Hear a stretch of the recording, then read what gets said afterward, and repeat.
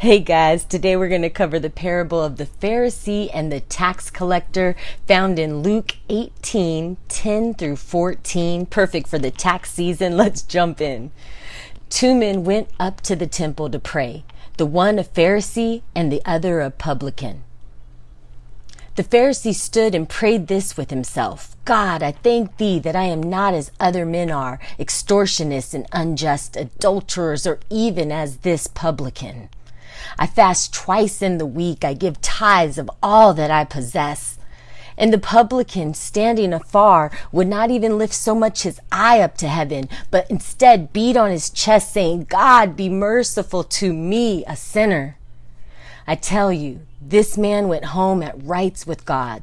The other did not. For everyone that exalts himself will be humbled, and he that humbles himself will be exalted. So guys, for me, after reading this parable, it spiritually leads me to think of Matthew 7. And I'll just read it briefly. Do not judge, and you will not be judged, because the judgments you give are the judgments you will get, and the amount you measure out is the amount you will be given. Why do you observe the splinter in your brother's eye and never notice the plank in your own? How dare you say to your brother, let me take the splinter out of your eye, when all the time there is a plank in your own? Hypocrites. So Matthew 7, 3 through 5 sum up very nicely how the Pharisee and the publican are viewed as two different entities in the world. You have the Pharisee, who on the outward appearance is known to be a man of God, but the things that he practices in his heart are not of God's teachings. And then you have the publican, who works for the Roman army and is a tax collector, is somebody who is looked at as not living by God's standards.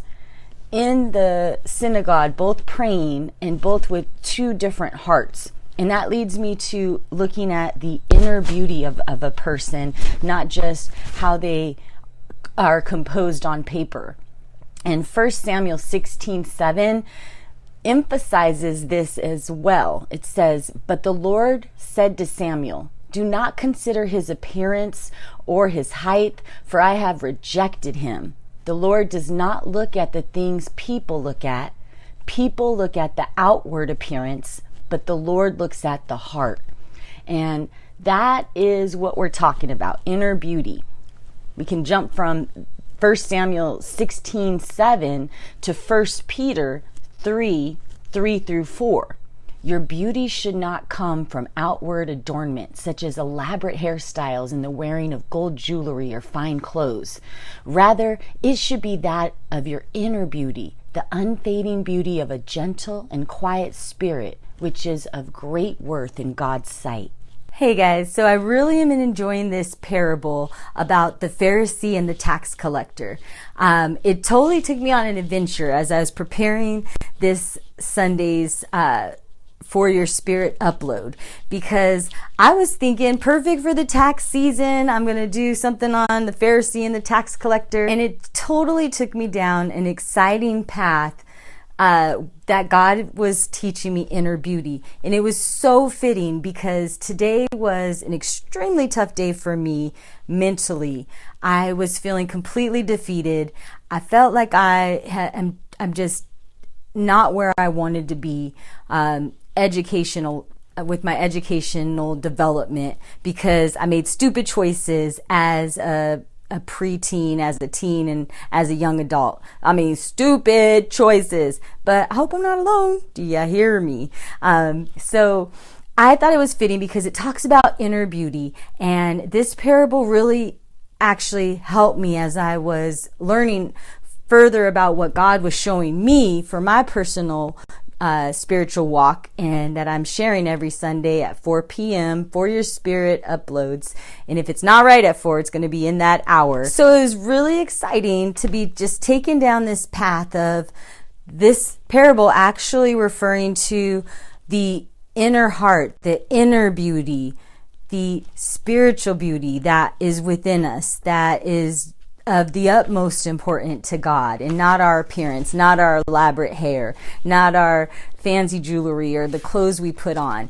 He looks at our hearts, and I'm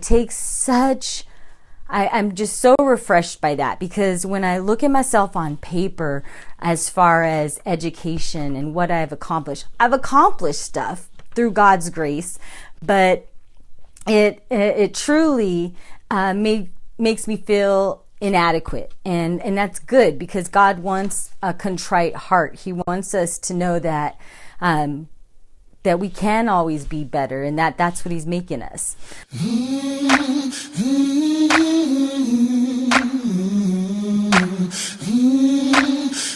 So as I'm preparing this upload, God brings me on my spiritual walk to see that the parable is about inner beauty, our spiritual beauty.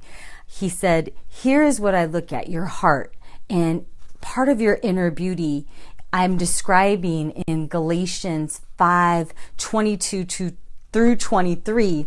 And he says, the fruits of the Spirit is self-control, joy, love, gentleness, generosity, faithfulness, patience, and kindness.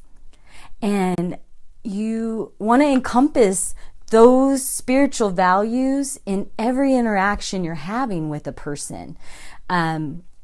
Because that's what we strive for. That's what I strive for, at least. I don't succeed every time. My anger does get the best of me. I don't always have self-control, especially when I'm on the roads. And that's when I get frustrated, when people don't drive the speed limit or they cut you off. And I find that I don't have self-control. I want to say bad words in the car, and I am a work in progress. So spiritual beauty is what we're talking about.